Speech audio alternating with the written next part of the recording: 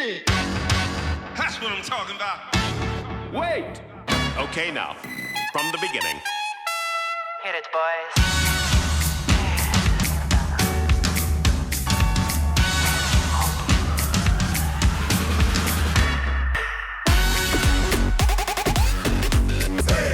That'll rock this place.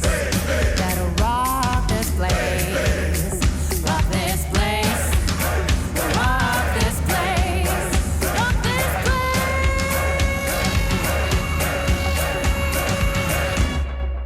Hello and welcome everyone to part 2 of Diversity in STEM.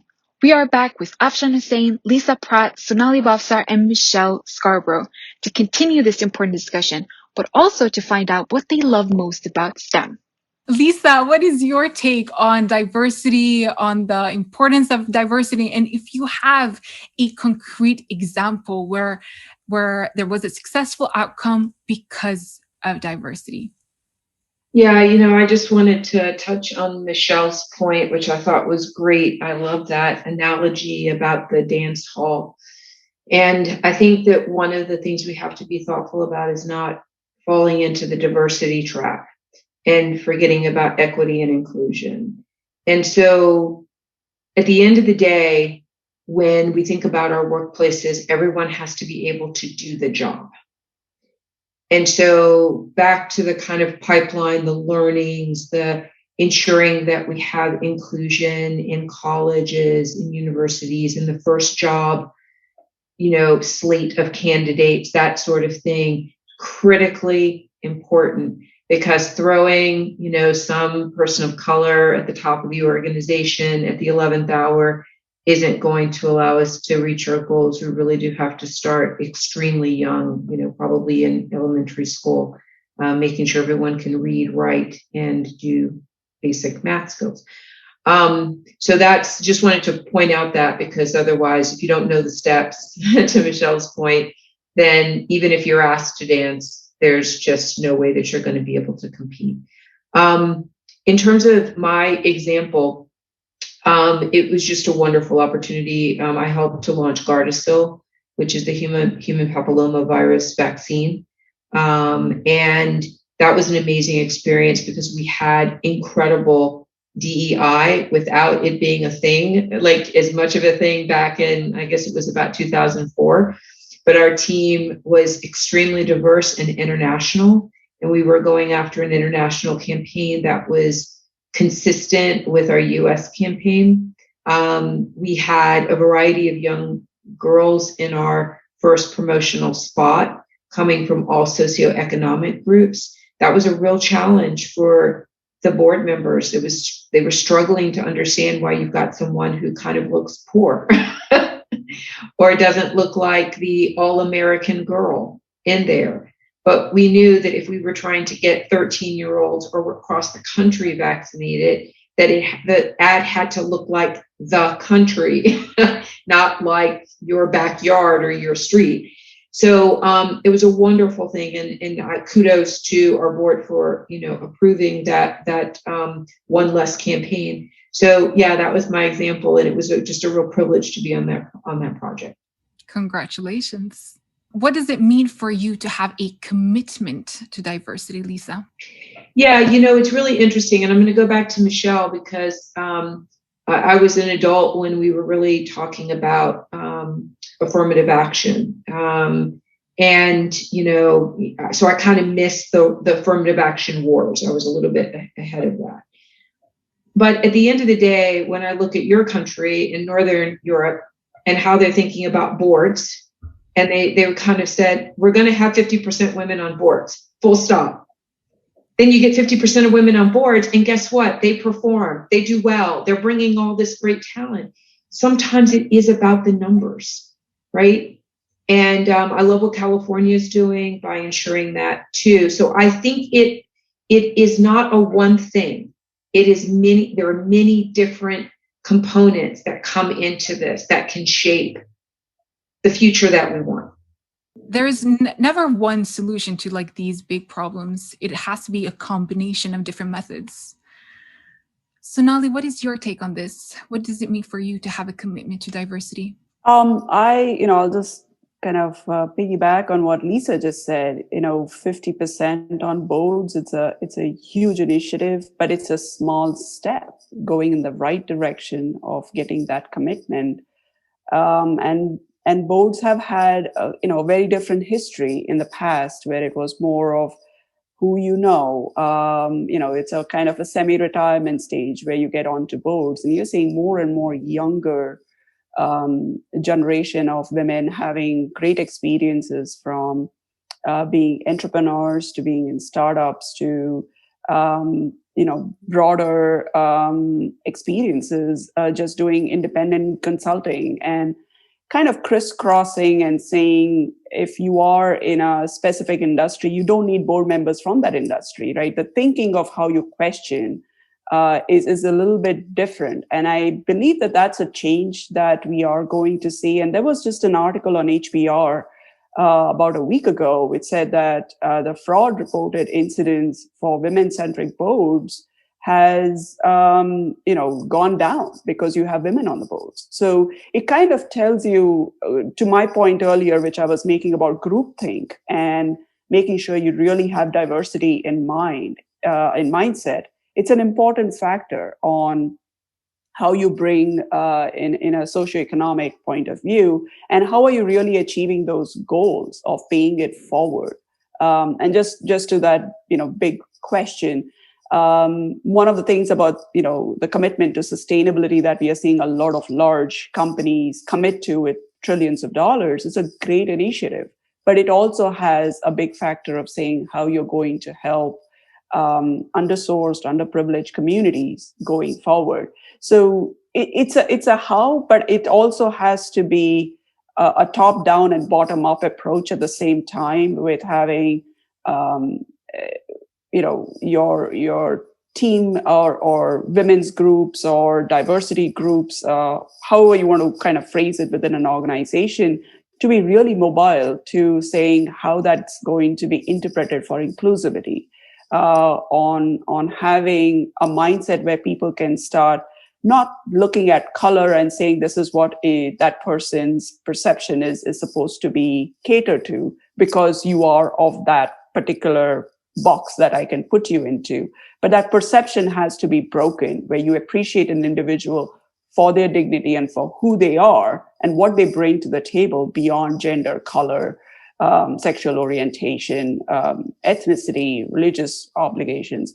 It's an important thing. And I think that begins even at schools, and having those programs at educations in elementary school where they grow up, where neighborhoods at times can be very isolated with non-diverse aspects of things. And that's what the individuals grow up to kind of embody, what they kind of, take in when they were 10 years old at that time to make decisions of what they're going to make in future. So I think it's an evolution, but it's also a broad stroke approach of how you kind of apply a lot of these changes as an institution, as an individual, as well as someone from, a broader government point of view, to really mobilize and make that dramatic change across the board. Is diversity and inclusion a continuous process?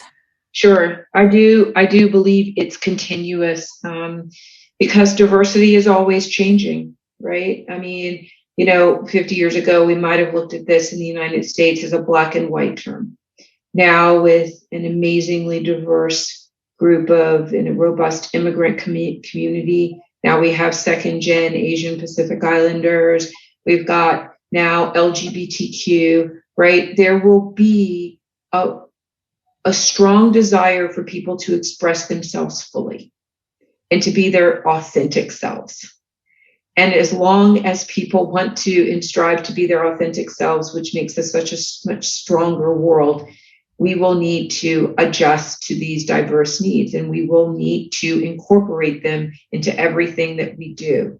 So yes, I think that we will be talking about, maybe not me, but maybe 20 years from now, I'll be listening to future podcasts run by my children or grandchildren talking about diversity, equity, and inclusion, and it will feel a little bit different, but I think it'll be towards the same and wonderful goal of creating a world that we want to live in. But do you think we will ever reach a point where we have the mindset that Sonali was talking about, of a diverse mindset, where the lack of diversity is no longer an issue in different levels in a workplace or in STEM as a general? For STEM, I think maybe it's sooner than other things, because I think our world is becoming more technologically oriented, and we'll have to shift generationally in terms of how people think about that, in schooling and education and all of that. But I do think that it will be, we're human beings. I mean, if I just look at the world, my gosh, I mean, you just go back to the 19th century, the 17th century, 16th century, we were talking about diversity in its various ways. So I think the conversation will be around for a pretty long time. Afshan, I will go to you. I'm eager to know if you feel that we are moving in the right direction when it comes to diversity in STEM. Sort of a broader term than maybe we're giving it credit for. There's lots of different industries within that umbrella. So I don't know that we can say every organization or industry within that umbrella is on the right path, but I do think the possibilities have increased compared to in the past. So, I mean, the fact that we as women, like the four of us, were all saying, well, and I never even questioned it. Like, it was always something that was an option for me. But it was because our parents had that sort of career path and exposure and things like that. And I do want to share that my mother did not have a college degree. I was the first woman in my family to be able to go ahead and do that. I was the first woman in my community to go away to college. So that was a big thing. And I also had the pressure from my mom, to have a family and give her grandchildren. And, right, we haven't talked about that at all yet. And I'm surprised that hasn't come up, because that was probably the biggest challenge for me in this industry, because the other women, there were other women, but majority of them didn't have children. They chose not to have families, or they chose to have them later in life. And everybody goes on their own path, but I was 24 years old and the mother of two. So it was very challenging for me to, I always say to some of my mentees and things like that, I felt like I had to claw my way through the industry. And I was always carrying this mental load and just really juggling all the time. And it was exhausting. But now, 20 years later, I've been married for 20 years. I finally learned I can relinquish control of my kitchen to my husband. It's okay. People might judge me, but I don't care anymore. My husband can cook. I should take advantage of that. I don't know why I didn't. I don't know why it took me so long to let go. And it was, some of the juggling was self-imposed. Some of it was cultural. Some of it was, expectations. But I think that there is a culture shift for women happening right now, where we are talking a little bit more about things like the mental load, things like shared responsibilities in a household. Fathers are becoming more active caregivers. We're not judging men for being emotional and sensitive around their children. There's a big shift for women in general across all industries, all categories, just work-life balance. We're more aware as a community, as a country, I think. So that's going to allow people to get the things that we need. So we're talking about flexible work schedules and all of those other options that we need. I remember I had a very inclusive leader when I first started in the industry, and his name is Jeff Hoffman. I give him credit wherever I can. He made sure that I had a wireless card back in the day, like 15 years ago, wireless card, so that I could go to soccer practice with my girls, and I'd plug my card and I'm working, because he wanted me to have that flexibility. And he said to me, guilt is a wasted emotion. Do not spend your time thinking about, if only I was with my child here, if only I'd done that. He said, you tell me what you need and we'll figure it out, right? I see something in you. You're going to be great. You said this to me so long ago. And it was just his birthday earlier this week. And I called him out and I said, you've given me the skills that I needed as a woman of color, as a mother of four, I have 4 children, to be able to find my way in this industry. So as long as we've got mentors like that, as long as we've got more mindfulness with inclusive culture, flexibility, accommodations that people need for work-life balance, I think women will continue to advance regardless of what industry, but especially in STEM. It makes me so happy to hear that. I know that there is a big difference also in like maternity leave in different countries. I think it's in the US, it's much shorter, and perhaps it does make it harder for a woman in STEM to balance both being a mother and work life. Sonali, what is your experience? Are we moving in the right direction when it comes to diversity in STEM? And if yes or no, why not? No, we are. And that's one thing that's really mobilizing the education, the awareness, the growth of at least what I'm seeing from data analytics point of view. People understand that it's not core engineering or just having, pure science skills or math skills. There is this area where they can look at solving a problem and look at use cases and come up with ways of data sets and technologies, and more evolution of no code platform where you can really just use your computer and know, minimum or little programming languages to really create a use cases and come up with your own entrepreneurial way of approaching. We are seeing more and more IPO companies becoming more of a reality. The entrepreneurial spirit is strong, and they all become, large corporations. So my thought is that this is only going to accelerate going forward.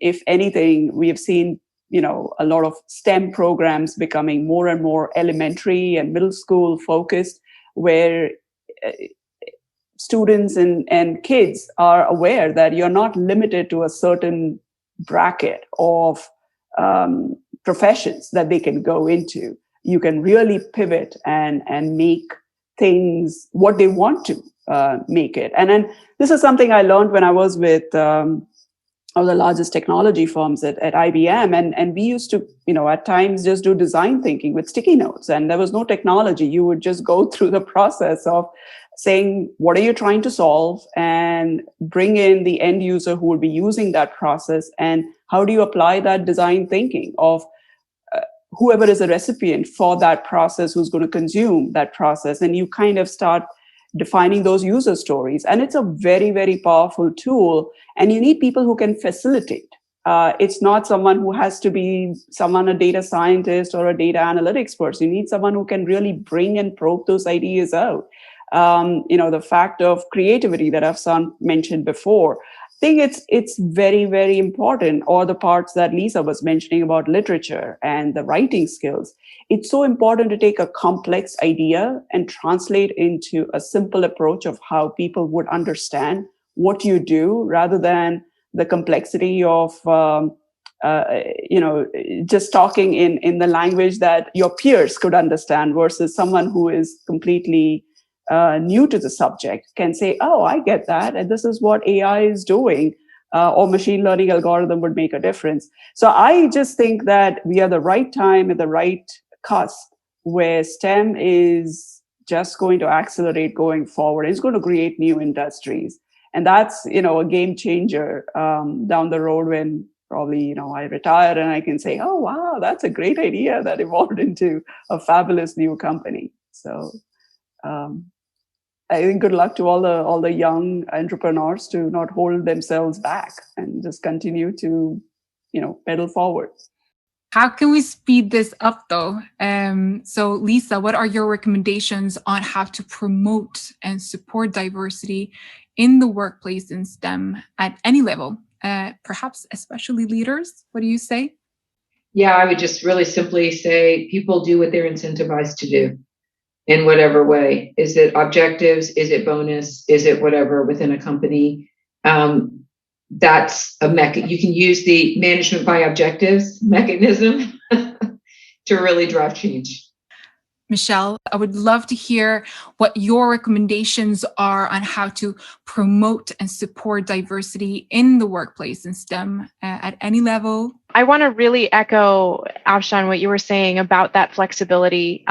That's been really key to me through my career, is having leaders and bosses and peers who have been able to kind of give me space to raise two small children and have them interrupt my meetings, especially while we're working from home during COVID. Being able to give your employees space to be themselves, I think, is part and parcel to having a strong culture, but also fostering some of that diversity. For me, I think that one of the biggest things that leaders in particular can do is to foster an environment that's based on trust and transparency and access to resources across the organization. Those are kind of what I see as the three big pillars that go into an organization's culture in general. And they're especially important for both fostering that diversity and inclusion and belonging, but also ensuring that people feel safe speaking up. And back to what I was saying earlier about decision making and diversity of thought and having constructive conflict discussions around how do we get the best path forward. You can't accomplish any of that unless people feel safe to speak up and safe to be themselves and safe to share their perspectives. So I think a lot comes back to that trust, awareness of opportunities and what kinds of activities are going on within the business that somebody can contribute to. And then the third thing, that access to resources. There's countless times I've seen people say, hey, I want to do this project. I have this really good idea, but I don't have the access I need to do it, or I don't have the tools that I need to do it. Well, okay, let's break down those barriers. And that's not necessarily about diversity, but if you're not breaking down those barriers consistently for everyone, then you're not helping the diversity to foster and grow and flourish. You're not helping to make that workplace inclusive. So I think we need to be mindful around when people share that they have barriers, or there's something that feels like it's in their way. How do we react? How do we do that consistently for every single person in our organization and make sure that we don't have any sort of selection bias going on? Beyond that, I think advocacy and mentorship are huge. It's come up a couple of times so far in this discussion. I have been blessed to have phenomenal mentors and advocates throughout my career, and I truly believe I would not be where I am without them. I did not necessarily seek them out. They just kind of naturally fell into that role for me. I can remember one of my early meetings in my career. I stepped outside of the meeting and I went up to somebody that I knew halfway well, and I started asking questions. And he pulled me aside and he said, Michelle, I'm not going to answer your questions right now. You need to ask them in the meeting. And it was so eye-opening for me because I was timid. I was quiet. I always felt like I did not have the ability to ask those questions or to bring up these things because I was the finance person. I was the data person. I shouldn't be asking the industrial engineers about how they're planning things and what they're doing. Like, it did not feel like it was my role. But as soon as that person told me to do that, it was so powerful because I started asking those questions and he supported me 100% whenever I bring them up. And every now and then somebody called me out like, hey, you're the finance person in the room. Why are you asking me this? Like a couple people did that. But the reaction unilaterally from the leaders in the room was, no, Michelle's asking a really good question. Can you please answer it?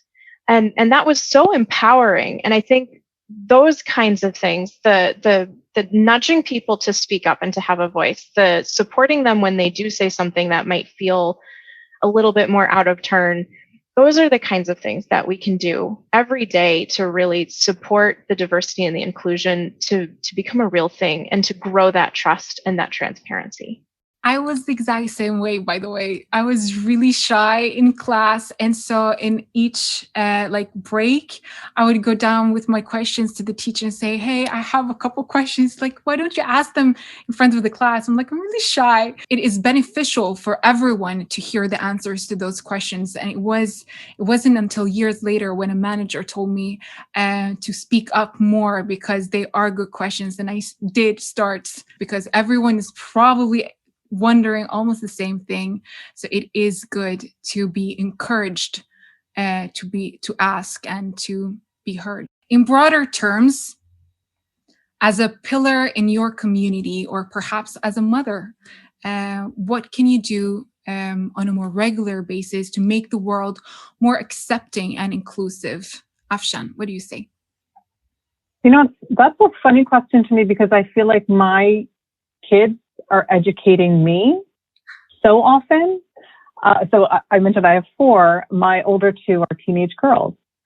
So they're keeping me informed. Mom, did you see on social media XYZ happened? Mom, they were outraged by the incident with George Floyd, attending protests, and they inspired me to become more active.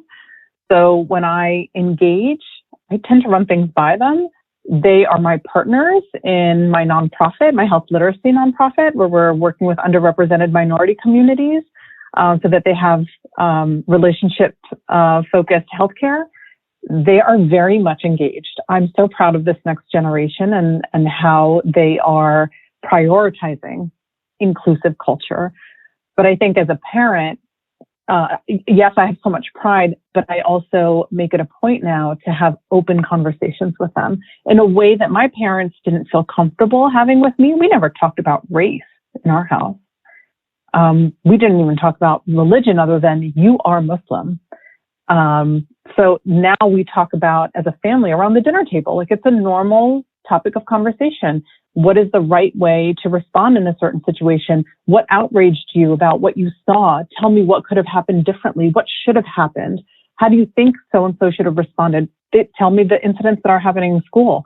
Like, how do you think XYZ person should have handled that situation? How could you have intervened? Right? That's the other thing, making them feel empowered.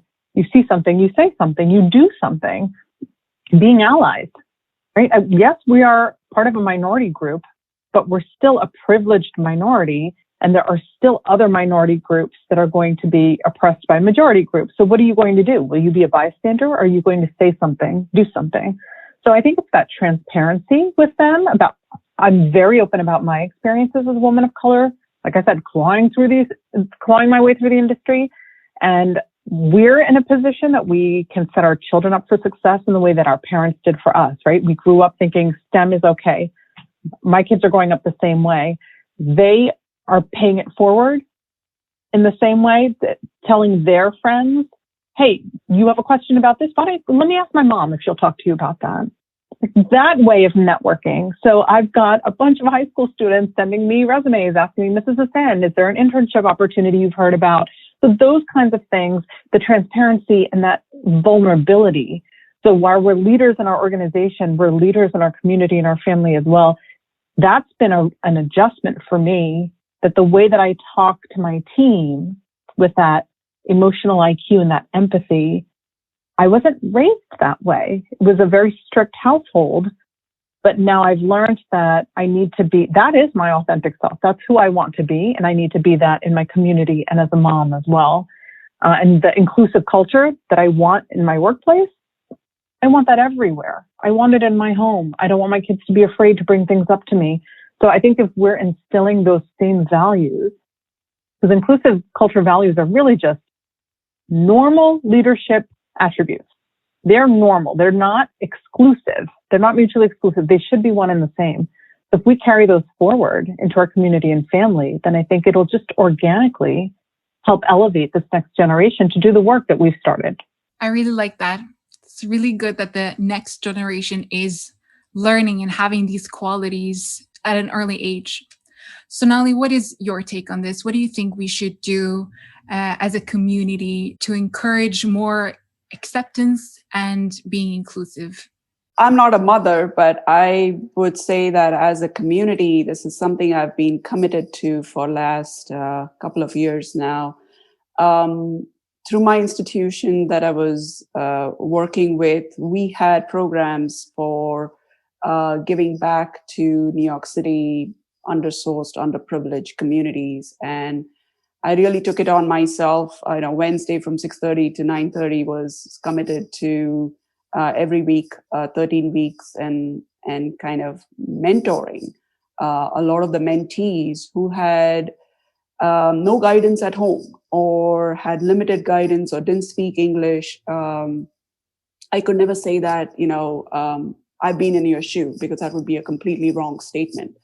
It was more to understand and empathize with them. And when I heard some of those stories, I felt really helpless, that I didn't know how to help them in many ways. The only thing I could do was probably help them network or do connections on LinkedIn, or extend my community of network to help them kind of say, okay, this is an individual who has been at a sandwich shop, has been a butcher, now applying for a Bloomberg job, but has soft skills to be patient and being able to talk on the phone and keep the grit of troubleshooting a software problem. Now, they would learn that job, but that soft skill of patience and being with a customer, whether it takes 15 minutes or 5 hours, that's not someone who's going to teach you. And that education, or bringing that awareness to that individual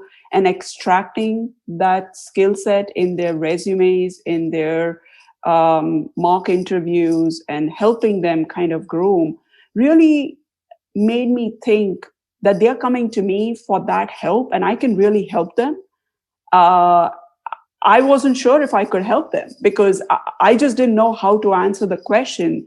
But doing this exercise and kind of guiding them through, because this is going to set their career, what they make as a choice and go forward, it's really going to transform them, their families, and what they do today. Like, I'll tell you one mentee of mine, he works at Bloomberg today. He started as someone who was finishing up at community college in New York, doing computer science courses. And his mom was a sanitation worker. He was a first graduate in their school.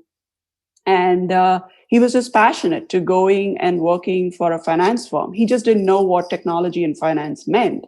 So there was a lot of education that needed to come through, and it was not available through his community or his network. And how do you kind of transpose that to bring them to a point where they can uplift themselves? I think that's a big plus. And if we can do that, putting it forward and giving it back as institutions that we all work for, to empathize and help broader communities who need that kind of help, I think that's a small step, but it's a huge step to appreciate that there are people who don't have resources, who don't have the right encouragement, who don't have mentorship. And there are ways to kind of make a difference in their life, which changes their entire life and their careers, along with their families itself. So for me, it's more about small steps that you can, start mobilizing, and what you can contribute back to the society itself. It kind of ties into what everyone else also said about mentorship, support system, and like family. I would like to share a personal experience just quickly here on this one. I attended the International High School of the Gothenburg region, and they were really successful about one thing, and it was to create a very accepting and inclusive community. It was almost like having a big family. And though it was like high school, most people struggle in high school. But they did a couple of things. They were really adamant and strict about a couple of things. One thing was that because it was an international high school, it was an English-speaking school, but there were many students who were from Gothenburg or around Gothenburg. So they were strict about, if we were having a conversation in Swedish, we were supposed to switch directly to English if a non-Swedish making person enter the room, only so that they never felt left out and felt included in the conversation. They were really proud of all of our ethnic backgrounds. And so they had flags in the hallways, and it really showed like how much pride they took in us students. And another big thing that they did was every year we had World Culture Day, and it was such a big celebration of the beauty that exists in all cultures. There was performances, food, clothes, music, and that kind of imprinted a certain mentality in us as students at that age. And I think that we took that quality of being inclusive, of being accepting of others to future workplaces. It sounds like they made you feel important. Definitely. Right? And all of us, when we were talking about like how our parents made us feel like we could do it, and our mentors coached us and said, no, have the confidence. All it takes is that one voice to say to you, you can do this. You are important. You matter. You're going to be great. It's that one experience that could change the trajectory of your life. I think that's why all of us are so invested in mentorship, because we have experienced what difference that could make. I love that you are very engaged in mentorship. I think that is so important for future generations. I do have one more question for all of you. What do you like most in STEM? And you have a contribution to STEM that you are most proud of? Lisa, you go. Yes, I think what I like about STEM, and I have a lot of curiosity, and we have the power in pharma to change lives, especially working in a rare disease company. But my first experience in really changing lives was with Gardasil. The idea that we could help a young girl not develop cervical cancer in her future, just take that off the table, was a really powerful moment for me. And I feel very privileged to have been a part of that. But yeah, just changing lives. It cannot get any better than that. Sonali, how about you? Very, very thankful that I was able to get into STEM and make a difference in what science can do to humanity. And it's a big difference. And especially as an engineer, you don't see things tangible. As output, you're like, okay, you're doing something, but I don't know down the road, does it contribute to something? And now that when we start seeing, machine learning, you start seeing the end product of a supply chain becoming really a reality, it really validates the choice of your career that you took, and why STEM, and why some of the choices that you can translate to the next generation and bring it to bear. So I'm really thankful, and wouldn't have asked for anything different. That being in STEM has been truly life-changing, and I really appreciate if I can keep giving back and evangelizing it with a drum roll all over about it. Happy to do that. Wow, what energy! I love it. I love it. Afshan, how about you? Well, similar to Lisa, I'm in healthcare and focused on rare disease. So, and I believe without health, we have nothing. So when you are able to hear from a patient, especially in rare disease, more often than not, you're launching the first and only product available in a specific category. So when when you're in clinical trials and you're hearing from patients and saying, my life is so different, I can do things that I couldn't do before, I'm looking towards my future with a completely different lens, that is so fulfilling, so incredibly rewarding. So I think anyone with a role in healthcare probably finds a lot of fulfillment in doing that. That's by far my favorite thing. You must be super proud. Michelle, what do you like most about STEM? Like Lisa said, I'm naturally curious and I love problem solving. And STEM, I think, is one of the best ways to get that outlet of exploring the world around me and finding solutions to problems. I think that data analytics and statistics and data science and everything in that space has the power to change the world by enabling people who are changing the world to do it better. And so a lot of my contribution throughout my career has really been around trying to make it more accessible and approachable for people who don't have that mathematical technical background to be able to leverage the power of data. And I've been amazed at all of the tools that allow you to drag and drop that are out there. I think that coming back to that ability to speak the language and communicate and facilitate and bring those ideas to the forefront is critical for our path forward as STEM advocates. And that's what I'm the most excited about in terms of the direction that STEM is going as well. I really like ending on such a positive note. This has been such a great discussion. I want to thank you all so much for participating and for sharing your stories and inspiring us to cultivate a diverse community, because as you all mentioned before, it is only when we have varied perspectives and different experiences that we truly can be innovative and contribute to STEM. So big thank you again to all of you. Thank you for giving this opportunity, Stephanie. Thank you, Stephanie. It was a privilege to be on with these wonderful women. Indeed. Definitely. Wonderful. Thank you. Thank you. Since April is Celebrate Diversity Month, we hope this conversation has brought more awareness to the value and strength that comes from diversity. Because women are underrepresented in STEM, we wanted to have role models from the industry to share their stories and to be a source of encouragement and positivity. I hope you were just as inspired as I was listening to Afshan, Sonali, Lisa, and Michelle. If you have any questions to our panelists, their contact information will be in the description field. I want to thank you all so much for listening. My name is Stephanie Mardini, and I will see you next time.